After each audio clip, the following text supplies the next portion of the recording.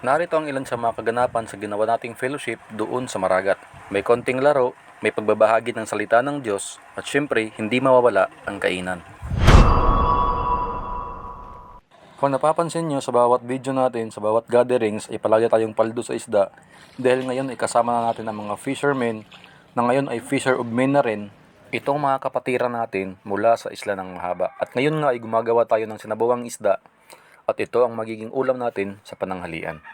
At kung wala sila, wala kaming uulamin tuwing gatherings.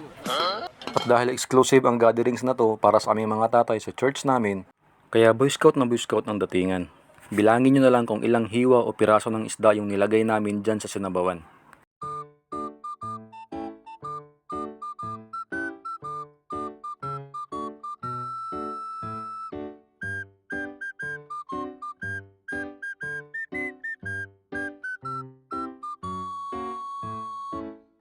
Nabilang nyo ba? Ang dami no?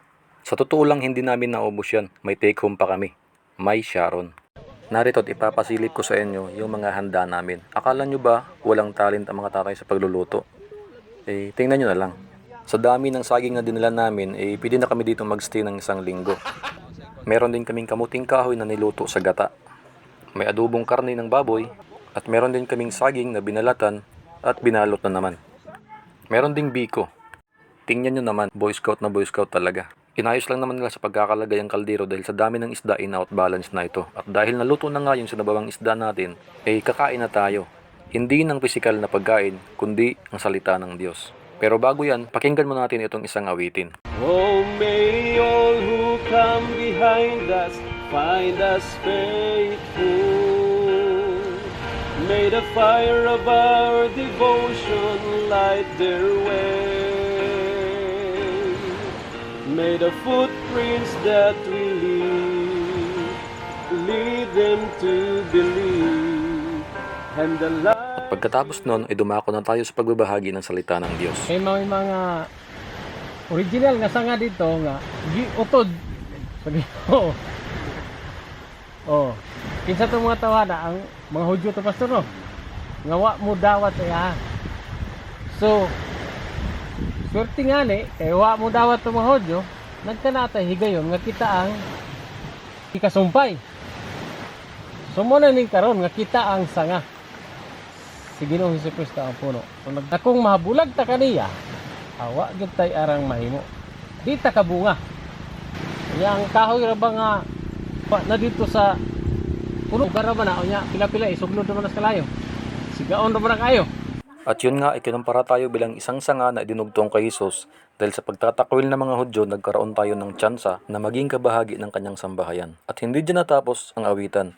Meron pang isang humirit. Hiram na buhay ko, alintana, kung tayo mawawala, wala ng pag-asa. Pagkatapos ng aming gawain, ay diretso na kami sa aming pananghalian. Ang pinagtuunan ko ng pansin ay ang saging at ang piniritong isda.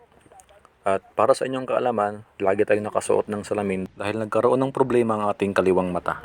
Ito rin ang dahilan kung bakit bihira na tayong mag-upload ng mga content na ganito. Dahil hindi pwedeng ma-expose tayo sa direktang init at hindi rin tayo pwedeng magtagal na nakababad sa screen, lalo na kapag nag-i-edit. Ayos, sarap ng sabaw. Lami as isla oy.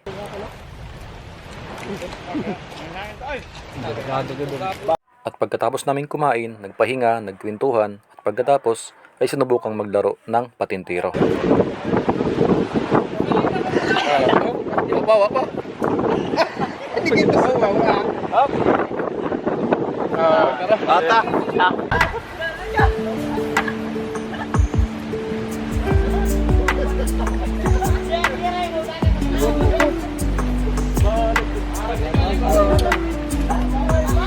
Kalusot di kamera ang linya. Maura, di na kalusot. Sarado na. Di kalusot kay balik kamayas.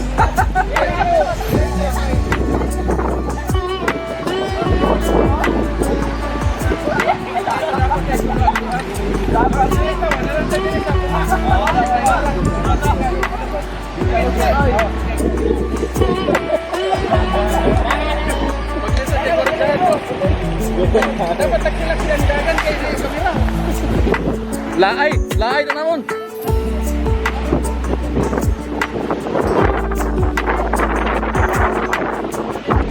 At pansamantalang natigil ang laro dahil gusto nilang ibahin ang mechanics.